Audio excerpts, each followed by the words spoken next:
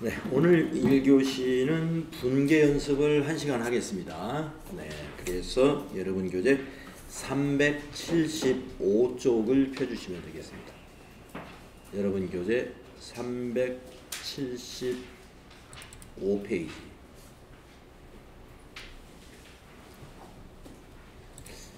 아마 지난번 분계 연습을 374쪽까지 한 걸로 알고 있어요. 그래서 375쪽 7번부터 분계 연습 같이 해보겠습니다.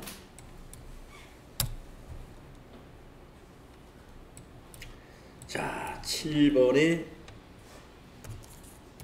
내용, 거래 내용은 뭐냐?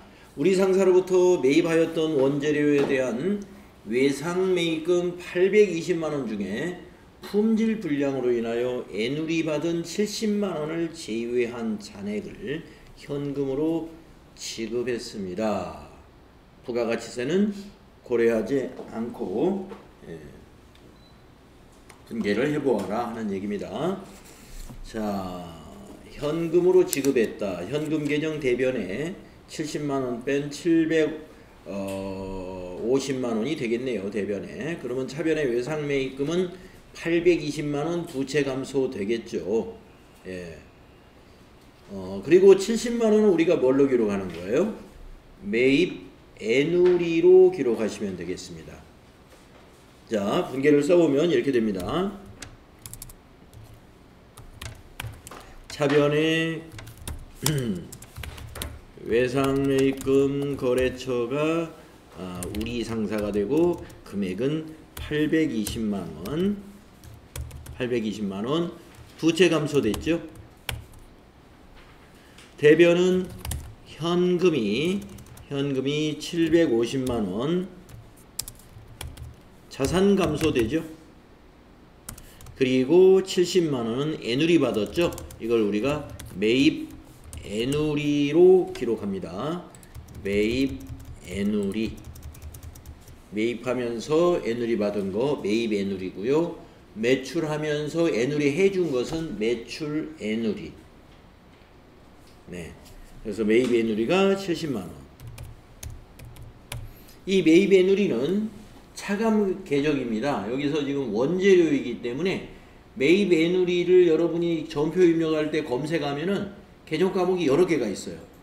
왜냐하면 매입 애누리는 재고자산의 차감 계정이기 때문에 재고자산의 종류가 원재료가 있으면 원재료의 차감 계정으로서 매입 애누리가 있는 것이고, 또 상품이라는 재고자산이 있으면 상품의 매입 애누리가 또 따로 있고, 또 제품이라는 재고자산이 있으면 제품의 매입 애누리가 따로 있는 것입니다. 그래서 매입 애누리는 재고자산의 차감 계정이죠. 우리가 그동안 전표 입력하면서 거의 사용해보지 않았던 계정 과목입니다. 근데 우리가 이론에서는 배웠었어요. 매입 애누리라는 것은 우리가 매출원가를 계산할 때 순매입액을 계산하려면 총 매입액에서 세 가지를 빼주잖아요. 매입 애누리, 매입 환입, 그 다음에 매입 할인, 이렇게 세 가지를 빼주죠. 그렇게 이론적으로는 배웠습니다. 그러나 이것을 이렇게 직접 거래 자료로 전표로 입력하는 문제는 아직도 해보진 않았어요. 자, 이런 문제 나올 수 있습니다. 자, 다음에 8번을 볼까요? 8번은 어떤 문제인가요? 강릉 상사로부터 제품 매출 후에 외상 매출금 500만원에 대하여 조기 회수에 따른 매출 할인액, 이건 이제 매출 할인이라고 하는 것이죠. 할인율 2%를 차감한 나머지 금액이 우리은행 당좌예금 계좌로 입금되었다. 부가가치세는 고려하지 말자. 네. 분계 연습을 부가가치세 빼고 한번 해봐라. 자, 외상 매출금 500만원을 받긴 받았는데 2% 할인해주고 나머지 금액으로 당좌예금 계좌로 받았어요. 그런 내용이죠. 그러면 차변에 당좌예금이라는 자산이 증가해야 되겠죠? 당좌예금의 거래처는 우리은행이 되겠고요.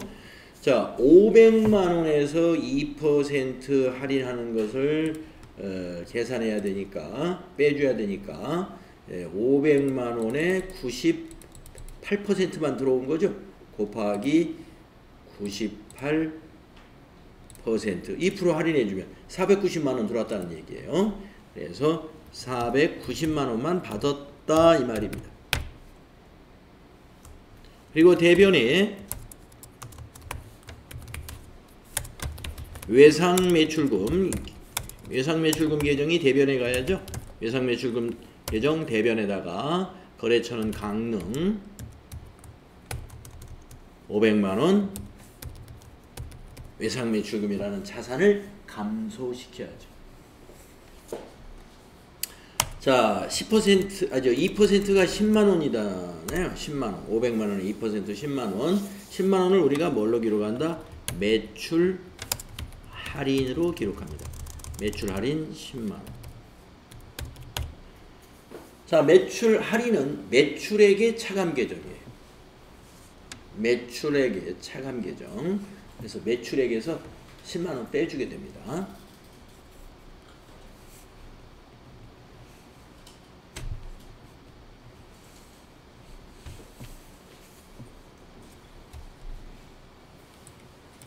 자, 다음에는 9번으로 가볼게요. 자, 9번은 어떤 분계 연습이냐. 부실상사. 부실상사에 대한 외상매출금 3,300만원에 소멸시효가 완성되어 대손 처리하였다. 네. 자, 그러니까 부실상사가 우리 회사의 매출 거래처인데 외상매출금 3,300만원이 있는데 이 회사가 외상매출금을 장기간 갚지 않았어요. 그래서 소멸시효가 완성되는 시기가 있습니다. 법률적으로. 그 완성되는 시기가 도달해가지고 대손 처리하게 되었다. 이 대손 처리 시점에 대손 충당금은 1,000만원이 있어요. 그리고 부가가치세 고려하지 말고 회계 처리해보자. 자, 대손이 발생했으면 대손 충당금에서 먼저 상계한다. 여러분 알고 있죠? 있는 게 1,000만원 밖에 없으니까 대손 충당금에서 상계는 1,000만원만 합니다. 그러면 3,300 중에서 2,300만원은 어떻게 처리하느냐? 단기 비용 처리하라고 그랬죠? 그게 대손 상각비예요. 2,300만원. 대손 처리할 때 대손 충당금에서 상계하면 됩니다. 근데 대손 충당금이 모자라는 것은 단기의 비용으로 처리한다. 단기의 비용으로 처리할 때는 대손 처리니까 대손 상각비라는 판매관리비로 처리한다.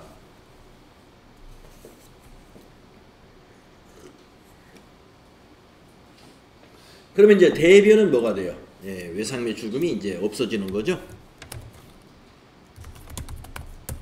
외상매출금 거래처는 부실상사 3,300만원 되겠습니다.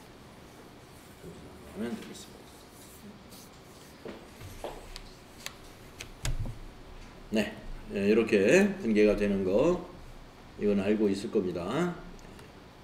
다음에 10번은 또 같은 문제인가요? 대손 처리 문제가 있습니다.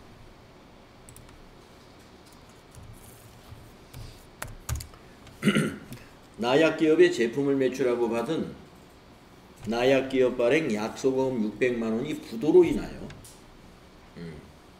대손이 확정되었습니다. 그러니까 아까 9번은 외상이 대손이 확정됐고 10번은 받긴 받았는데 그걸 돈으로 받은 게 아니라 받으러 약소금으로 받은 거예요. 그런데 그게 만기 때 부도가 났더라 이거예요. 그래가지고 만기 때 부도가 난 뒤로부터 6개월이 지나면 대손이 확정된다 이렇게 보면 됩니다. 네. 이 대손이 확정되는 거에 대해서는 나중에 실무 수행할 때요. 우리 실무 수행에서 그 좀 대손세 공제 부분에서 다시 한번 정리를 할게요. 아무튼 시험에서는 대손이 확정되었다라고 하면은 아 대손 처리하라 그런 얘기예요. 그래서 대손이 확정되었습니다. 대손 충당금은 500만원이 있고요. 부가세는 고려하지 않는다. 자, 아까하고 같은 방법으로 하면 됩니다. 500만 원만 대손 충당금에서 상계합니다. 차변의 대손 충당금 500만 원 상계하고요. 100만 원이 부족하죠. 100만 원은 대손 상각비 비용 처리하셔라.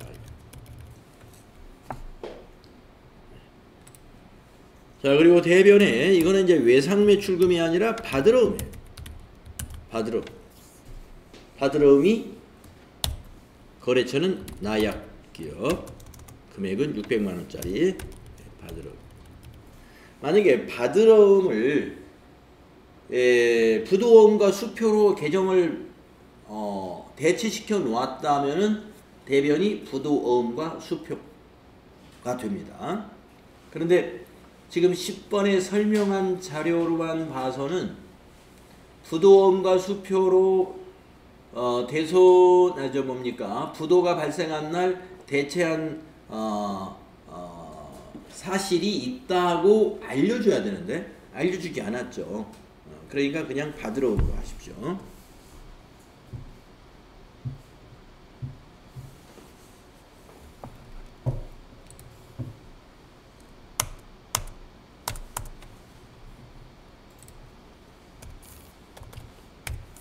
다음은 11번 연습을 해보겠습니다. 11번은 무언가요?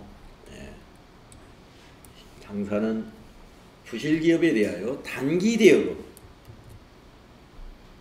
자, 아까 9번과 10번은요. 외상매출금과 어음이었습니다. 받을 어음. 외상매출금이나 받을 어음은 매출채권이에요. 그런데 이번에 11번은 단기 대여금이 회수불능됐다 이렇게 돼요. 채권 중에서 매출 채권과 요 단기 대여금인 일반 채권은 구분해서 여러분이 대손 처리를 할 줄 알아야 돼요. 자, 단기 대여금이라는 건 뭐냐면은 거래처에다가 돈을 빌려준 겁니다. 우리가 제조업이라든가 도소매업이 돈 빌려주는 금융업은 아니죠. 그렇기 때문에 돈 빌려주다가 대손이 발생했다. 그걸 판매관리비로 처리하면 안 되거든요. 자, 그래서 계정과목이 여기서는 달라지는데요. 자, 단기대여금 1000만 원을 회수불능해가지고 전부 대손 처리해 한다는 거예요. 대손 충당금 잔액은 700만 원. 단기대여금에 대해서 대손 충당금 설정해 놓은 게 있었어요. 작년에 비용 처리했겠죠. 700만 원. 그러니까 작년 결산 때 비용 처리 했으니까 올해는 700만 원은 비용 처리하지 말고 뭐예요? 대손 충당금에서 차감해요. 700만 원.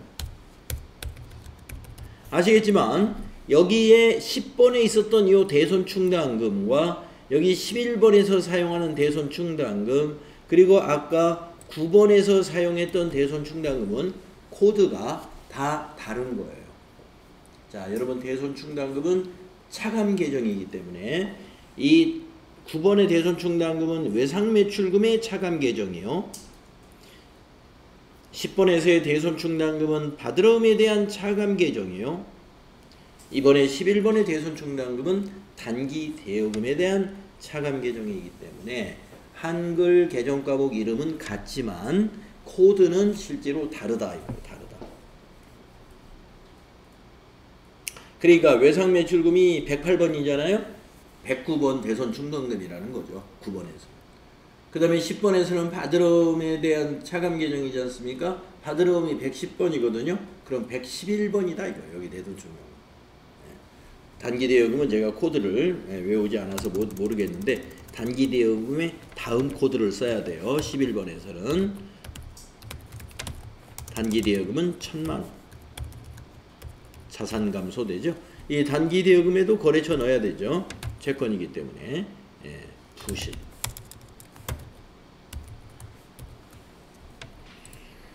자, 모자라는 요 300만원 이것을 판매관리비가 아닌 영업의 비용으로 처리하는데 그 계정 과목이 뭐냐면 기타의 대손상각비입니다. 기타의 대손상각비.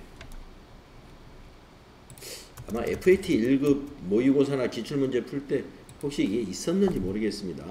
뭐 아마 처음 해보는 것 같진 않아요. 기타의 대손삼각비. 여러분이 아마 전표 입력해본 적이 아마 있을 거예요.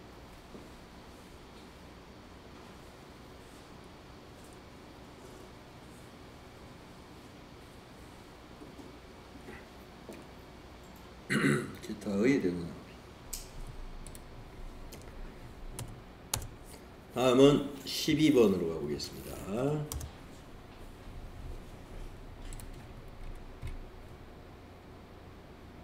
12번은요. 전기에 대손 처리한 개성상사에 대한 외상매출금 200만원이 한국은행 보통예금 계좌로 입금이 되었습니다. 이게 무슨 말인지 아시겠어요? 전기, 작년이죠? 작년에 대손 처리했어요. 그러면 외상매출금 거래처 원장에 200만원 없는 거죠. 작년에 대손 처리해버렸으니까 개성상사 외상매출금은 없어졌어요. 그런데 돈이 들어왔어요. 그러면 차변에 보통예금은 당연히 기록해야 되겠죠. 단 전기의 회계 처리는 아래와 같고 부가가치세법상 대손세액 공제는 적용하지 않았다. 네, 그러니까 작년에 그 대손 처리할 때 자 200만원 여기 없애버렸잖아요. 개성상사 거 없애고 그때 충당금이 100만원 있었고 모자라가지고 단기에 비용 처리를 했었습니다. 자, 대손 처리 문제는 이렇게 원래 하는 거예요. 자, 우리가 여기서 알아야 될 건 뭐냐? 차변에 보통예금 들어온 거는 뭐 의문을 가질 필요 없죠. 입금됐으니까 보통예금 한국 200만원 이렇게 기록을 해야 되는데 대변에다 뭐라고 기록하느냐 이거죠. 자, 외상매출금이 들어왔다고 해서 외상매출금을 또 감소시키면 장부에 이제 올해는 장부에 없는 거예요. 없는 건데 또 감소시키면 안 되잖아요. 작년에 이미 감소시켰으니까. 그러면 뭐로 해야 돼요? 네, 대손 충당금으로 다시 충당해라. 이런 회계처리 원칙이 있어요. 네, 그래서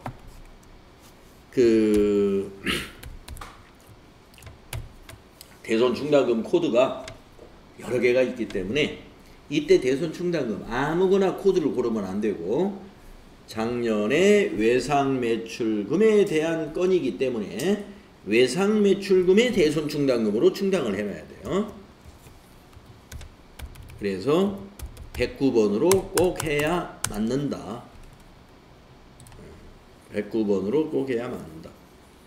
이렇게 말씀드리겠습니다. 자, 여러분들은 질문을 안 하셔가지고 제가 답변한 기억이 없는데 여러분에게 설명한 기억이 없는데 어떤 분이 이런 질문을 했습니다.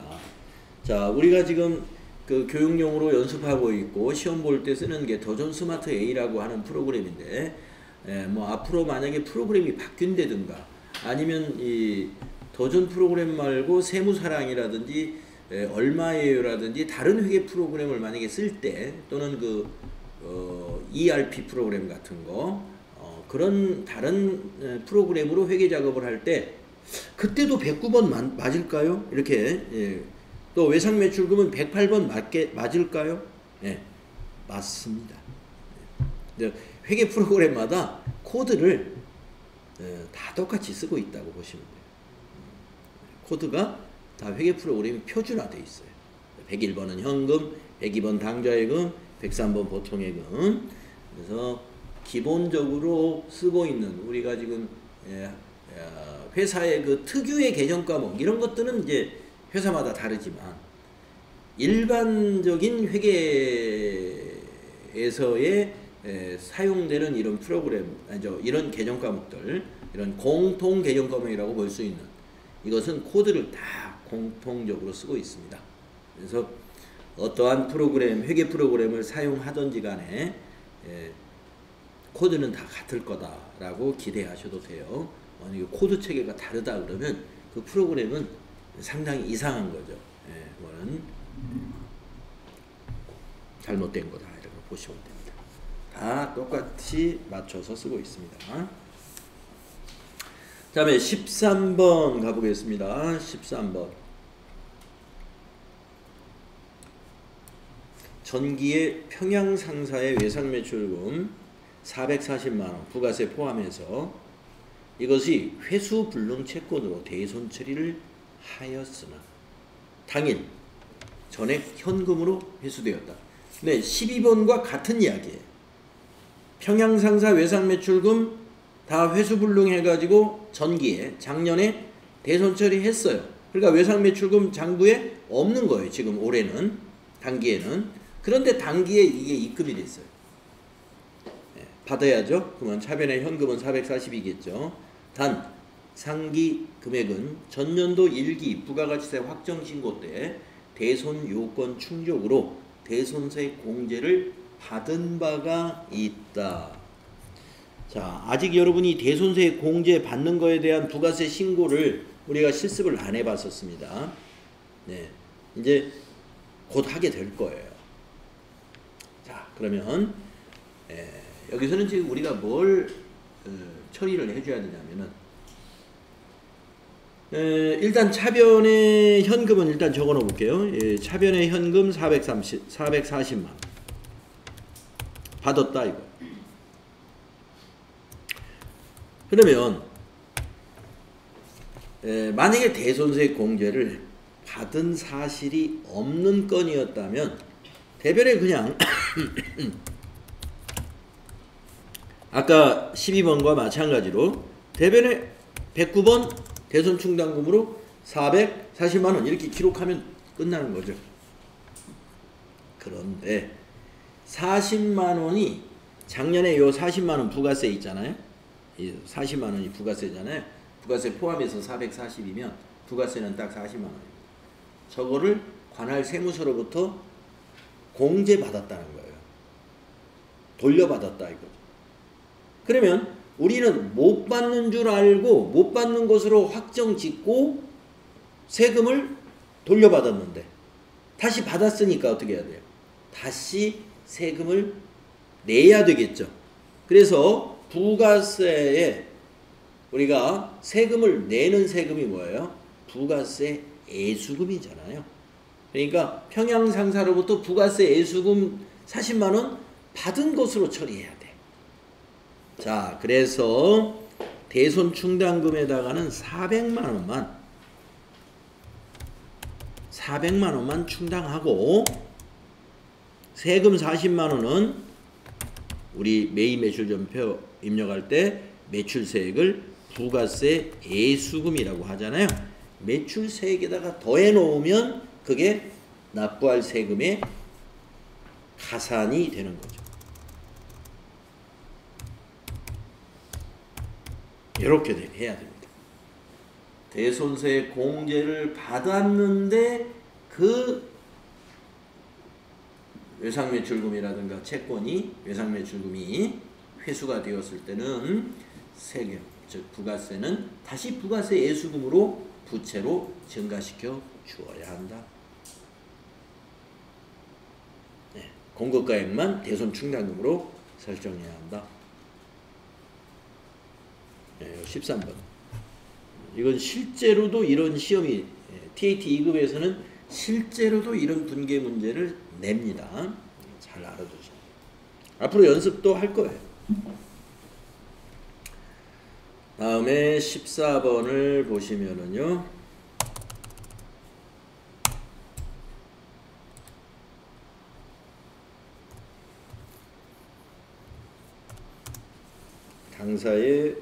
당사는 전기에 3일 상사에게 대여한 단기대여금 500만원을 회수불능으로 보아 전기말 결산 시 대손 처리하였으나 금일 3일 상사로부터 전액 현금으로 회수하였다. 단 전기 대손 처리는 모두 대손 충당금과 상계하였다.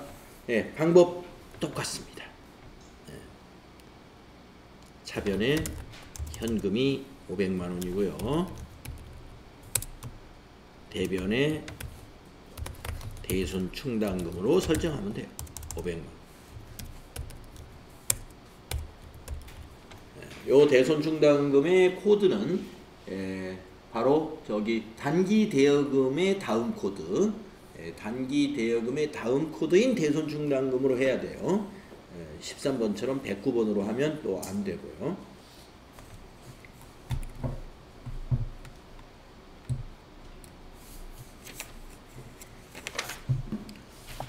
자, 다음 페이지로 넘어가서 15번을 봅니다. 15번은 어떤 내용인가요?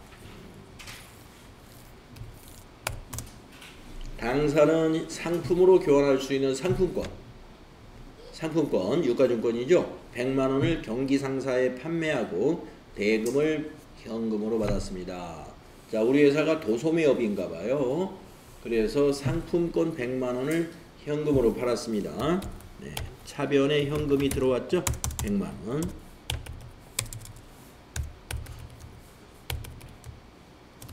자, 100만원을 받고 상품을 준 게 아니라 종이 한 장 준 거예요. 종이. 상품권. 예. 상품권, 예, 이렇게 종이에 이제 인쇄된 거 있잖아요. 예. 그러면 그 상품권을 산 사람은 어떻게 합니까? 그 종이를 가지고 선물도 하고 자기가 잘 가지고 있다가 필요할 때 매장에 가가지고 필요한 물건으로 바꿀 권리가 발생하죠. 그 사람한테는.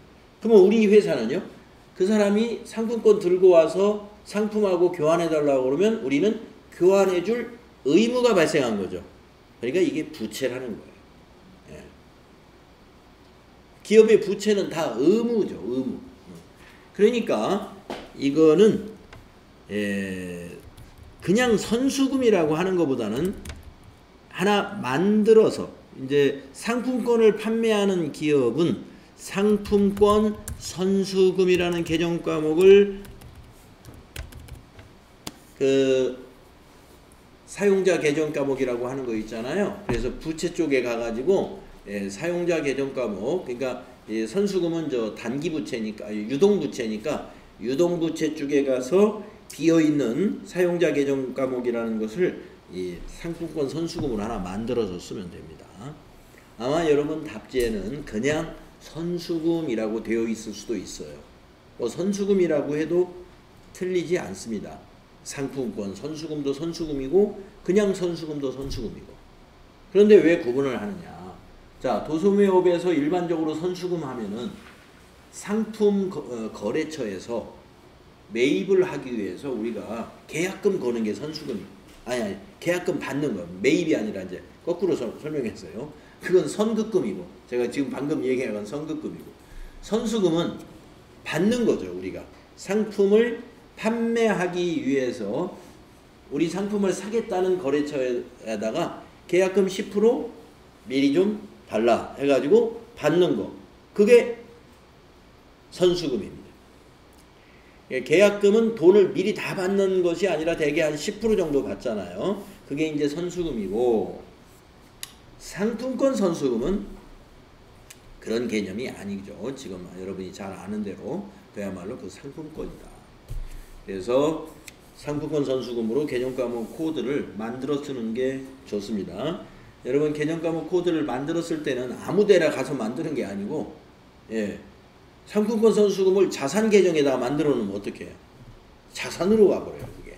그러니까 여러분이 코드를 만들 때는, 자, 부채에다가 하나 만들어야 된단 말이에요. 그럼 부채도 유동부채하고 비유동부채가 있잖아요.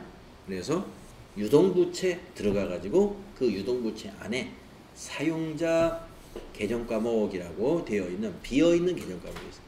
거기다 만드는 겁니다.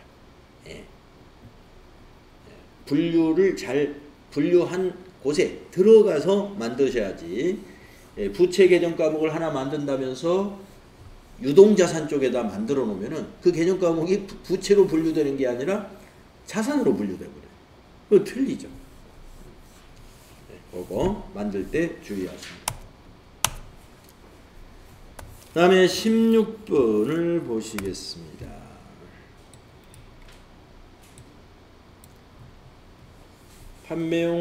판매부 직원용 기숙사 제공을 위해서 원룸 두 채에 대하여 임대차 계약을 맺고 이와 관련한 보증금을 당사 한국은행 보통예금 계좌에서 전액 지급하였다. 임대차 계약 기간은 2년이고 계약한 금액은 1억 원이다. 자, 1억 원을 지금 어느 원룸 주인한테 1억 원을 준 거잖아요. 그러면 우리가 만기 때 어떻게 해야 돼요? 네, 그 계약을 해약할 때 보증금은 찾아와야 되죠. 찾아올 권리가 자산이에요. 그걸 우리가 임차 보증금이라고 하죠. 임차 보증금. 거래처가 있으면 거래처를 괄호로 입력을 해줘야 됩니다. 임차 보증금, 그냥 1억 원 이렇게 되겠고, 대변 보통예금이죠. 한국은행 1억.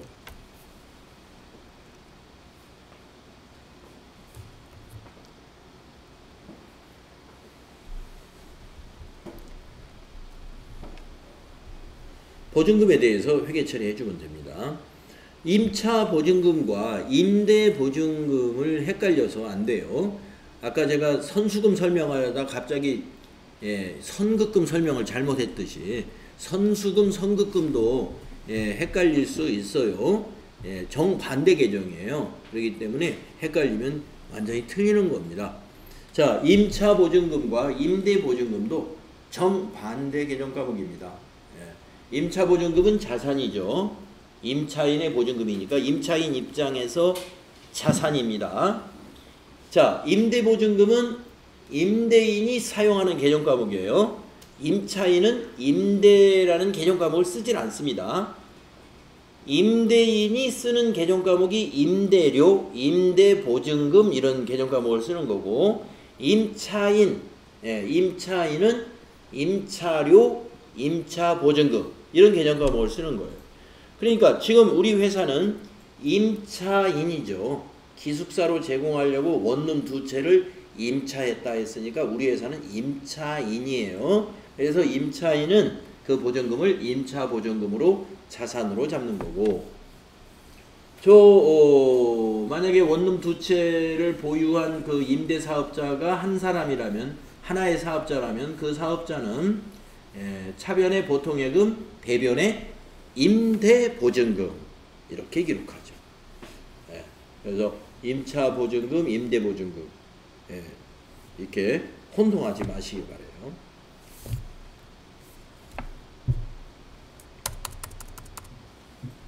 다음은 17번 해보겠습니다.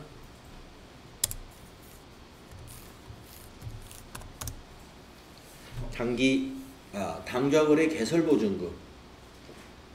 당좌거래를 은행하고 트기 위해서는 소정의 보증금을 걸어놔야 됩니다. 그리고 당좌거래를 해약할 때 그 보증금은 찾아오는 아주 특별한 예금인데요.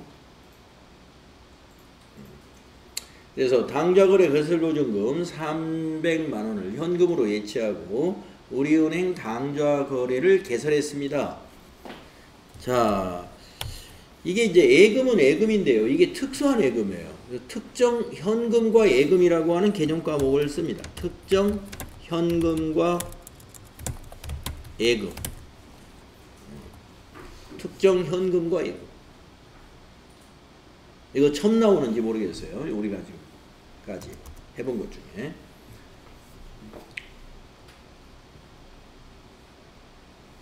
그래서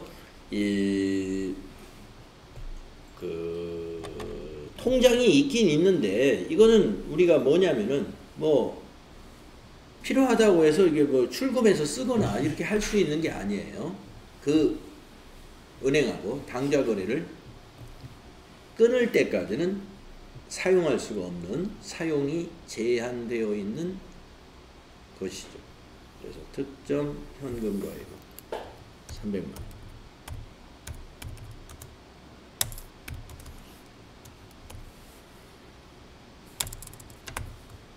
대변은 현금으로 입금했죠.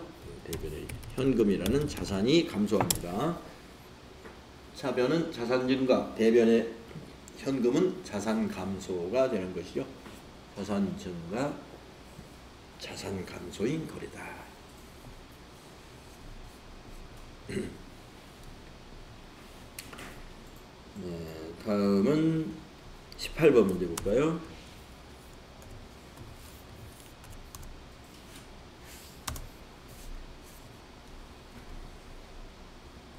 제조 설비를 취득하는 조건으로 상환 의무가 없는 정부 보조금 3천만 원을 한국은행 보통예금으로 수령했습니다.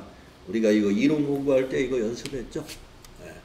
정부 보조금을 제조 설비를 취득할 조건으로 받으면요, 네, 차변에 보통예금이라는 자산이 증가하죠. 한국은행으로 3천만 원 자산 증가됐습니다. 그런데 대변을 어떻게 기록하죠? 정부 보조금인데 이거는 보통 예금의 차감 계정 코드로 만들어 쓰는 거예요. 보통 예금의 차감 계정으로 정부 보조금이라는 계정 과목을 만들어서 회계 처리해야 돼요. 보통 예금의 차감 계정으로서의 정부 보조금. 그러면 이것도 차감을 해버리기 때문에 자산 증가, 자산 감소니까 이 거래로 인해서 우리 회사의 실질적인 자산의 증가는 없습니다. 받긴 받았지만 재무제표에 자산 증가 합계액에는 포함이 안 돼요. 왜냐? 증가시켰다가 바로 차감 계정으로 빼버리니까. 보통 예금은 맞지만 잔액을 맞췄지만 자산 총액은 변화가 없다.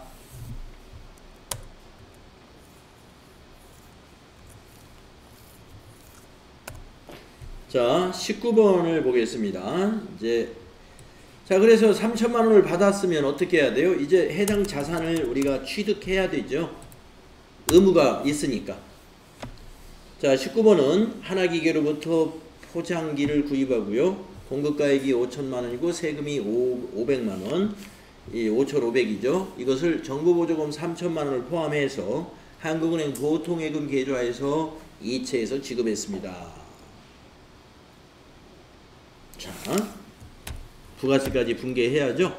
자, 차변의 기계 장치 5천만 원, 메인 매출전표 아래쪽에 이렇게 분개가 해야 되죠.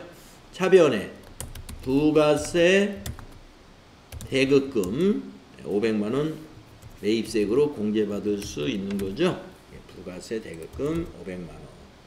메인 매출전표 하단의 분개 내용을 지금 우리가 쓰고 있는 거예요. 대변은 보통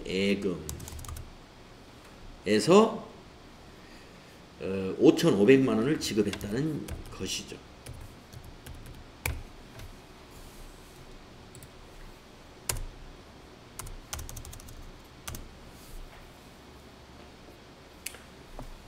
만약에 우리 회사의 자금만으로 기계장치를 취득한 다음에 메인 매출전표에 입력한다면 메인 매출전표의 아래 분개를 이렇게만 하고 끝내면 됩니다. 끝내면 되는데 일반 전표에다가 이 뭐를 해줘야 되냐면, 자, 18번 문제에서 정부보조금 보통예금 차감 계정으로 잡아놨는데 19번 문제에서 그거 사용해버렸잖아요. 그러면 이 차감 계정이 이제 없어져야 돼요. 정부보조금 정리분개를 해야 됩니다. 지금 하려고 하는 게 뭐냐면 정부보조금 정리분개가 필요하다. 어떻게 정리해야 되냐면요, 차변에 정부보조금 아까 18번에서 만들어 놓았던 보통예금 차감 계정을 차변에 적어서 상계 없애줘야 되고, 대변에 다시 차감 계정으로 정부 보조금이라는 계정을 만드는데 이번에는 코드가 뭘로 만들어지냐면 기계장치의 차감 계정으로 정보보조금을 하나 만들어 가지고 기계장치에서 차감시켜야 돼요. 그래서 기계장치의 장부 금액을 우리는 정부 보조를 받아서 기계장치를 취득했을 때는 기계장치의 장부 금액에는 정부 보조금이 빠져 있어야 돼요. 이 회계 처리에 의해서 빠지게 돼 있어요.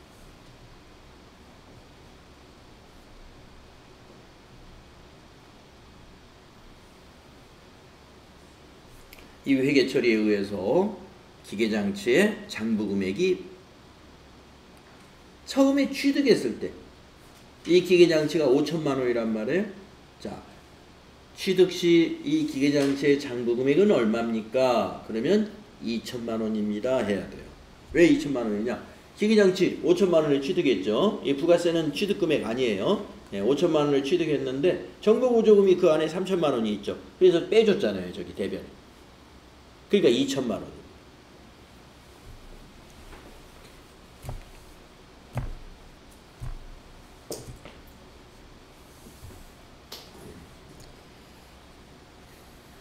정부 보조금 관련해서요. 이제 나중에 실무에서 연습을 또 할 겁니다. 요게 재작년까지는 정부 보조금 문제가 매번 시험에 TA D급 시험에 빠지지 않고 나왔던 문제입니다. 그런데 작년 기준으로 보면은 문제가 쏙 빠졌어요. 정부 보조금 문제가 쏙 빠져서 0 안 나올지 아니면 다시 나올지 그건 모르겠습니다. 이게 그 시대를 많이 반영해요. 시대를. 우리가 코로나 팬데믹 때 뭐 문제를 보면은 무슨 소독제, 손소독제를 구입했다, 뭐 이렇게 소모품비 처리하고 그런 문제를 많이 냈었거든요. 또 그때도 이제 정부 보조금을 많이 좀 받는 그런 시기여가지고 그때 많이들 내서 문제를 많이 출제한 것 같습니다. 출제위원들이. 이번에 이럴 때 정부 보조금에 대한 거 좀 문제 좀 내봐야 되겠다 하고 내는 것 같아요. 자, 그러나 과거에 자주 냈던 문제는 다시 냅니다. 다시 나올 수 있다. 자, 18번, 19번 서로 연계되는 문제예요. 다음은 20번 문제 가보겠습니다. 3월 31일 현재 부가가치세 대급금과 부가세 예수금을 상계 회계 처리하시오. 부가세 정리분계예요. 납부할 세액은 미지급 세금으로 처리하시오. 부가세 예수금은 이렇게 되고 부가세 대급금은 이렇게 됩니다. 네, 부가세 정리분계 한번 해볼까요? 부가세 예수금이 차변에 오는 것이고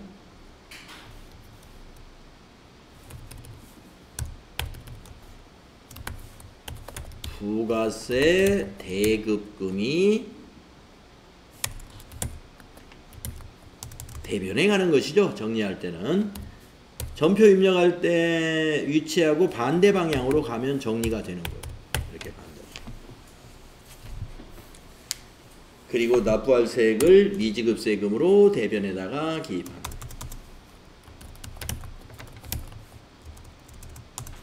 예수금에서 대급금을 빼가지고 납부할 세액으로 계산하면 되죠.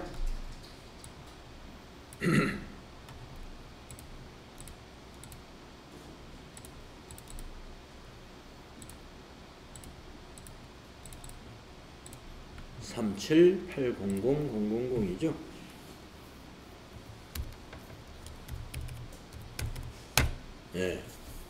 부가세 정리분계 FAT 1급 시험 준비할 때 우리 많이 했었죠.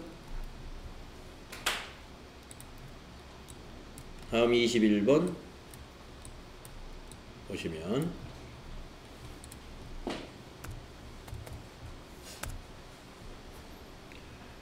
미납된 부가세 500만원과 이에 대한 가산세 24,000원을 한국은행 보통예금 계좌에서 납부했어요. 미납된 부가세는 미지급 세금이었고 가산세는 세금과 공과금 판매관리비로 회계 처리하기로 한다. 네, 어렵지 않죠? 자, 차변에 미지급 세금 500만원 납부했어요. 부채 감소. 그런데 가산세까지 나왔어요. 늦게 내가지고. 그래서 이건 세금과 공과금으로 한다고 그래요. 차변에 세금과 공과금 24,000원 가산세 세금과 공과금으로 처리하면 되죠. 대변은 보통예금에서 납부했죠. 대변의 보통예금 한국은행 자산감소가 5,024,000이 됩니다. 5,024,000.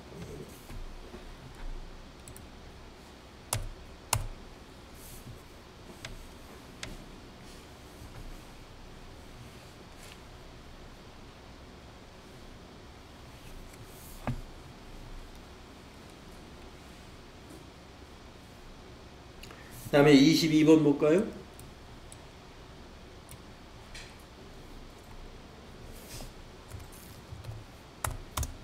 공장 부지로 사용할 토지를 다음과 같이 매입했다. 그중 토지 취득 관련 세액과 중개수수료는 현금으로 납부하고 토지대금은 한국은행 보통예금 계좌에서 이체했다. 토지대금 5,000, 취득세 230, 중개수수료 30. 이 모두가 토지 취득원가입니다. 그래서 차변의 토지가 52,600,000,000이죠. 대변에 보통예금 한국이 5,000만원 자산 감소하고, 그 다음에 나머지는 현금으로 납부했죠. 현금이 260만원 나갔고, 대변의 자산 감소, 차변의 자산 증가.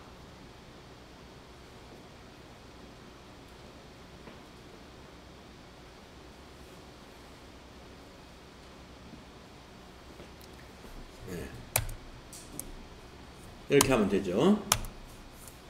다음에 23번까지 하고 우리 쉬겠습니다. 주차장으로 사용할 토지를 기흥개발로부터 구입하고 이와 관련하여 아래와 같은 지출이 발생했다. 자, 토지를 취득했는데요. 토지 금액 5,000만원이고 선지급한 계약금 500만원을 제외한 잔액 4,500원 한국은행 보통예금에서 이체했고, 중개수수료는 80만원, 기타 소득 원천징수 2만원, 차감한 78만원을 현금으로 지급했다. 아주 복잡하네. 자, 원천징수를 우리가 했네요. 예수금. 네. 그리고 78만원은 현금으로 지급했대죠. 현금. 네. 그리고 계약금으로 500만원을 받았대죠. 선수금. 선급금이군요. 지금 우리가 샀으니까. 네, 선급금. 예. 그리고 이번에 4,500만원을 보통예금으로 지급했다. 예, 이렇게 정리를 합니다. 자, 그러니까 자, 이게 어떻게 되느냐면 차변에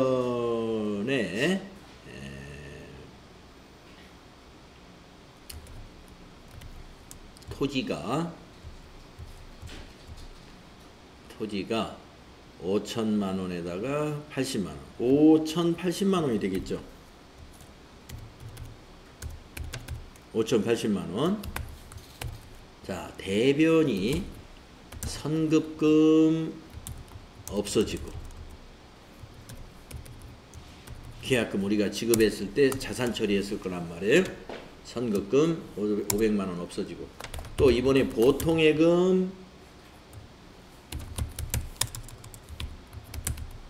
한국에서 4,500 이체시켰고,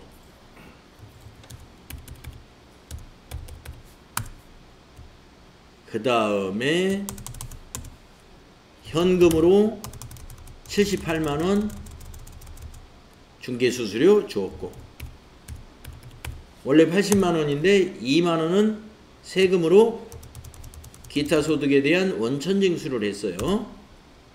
그래서 예수금.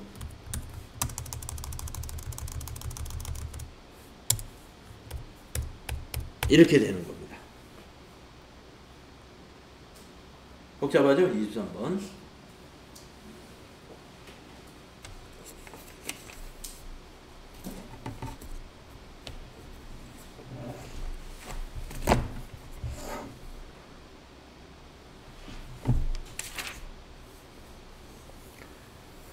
네, 자, 문제 연습은 오늘 여기까지 하고요. 다음 시간에는 다시 실무 수행으로 넘어갈게요.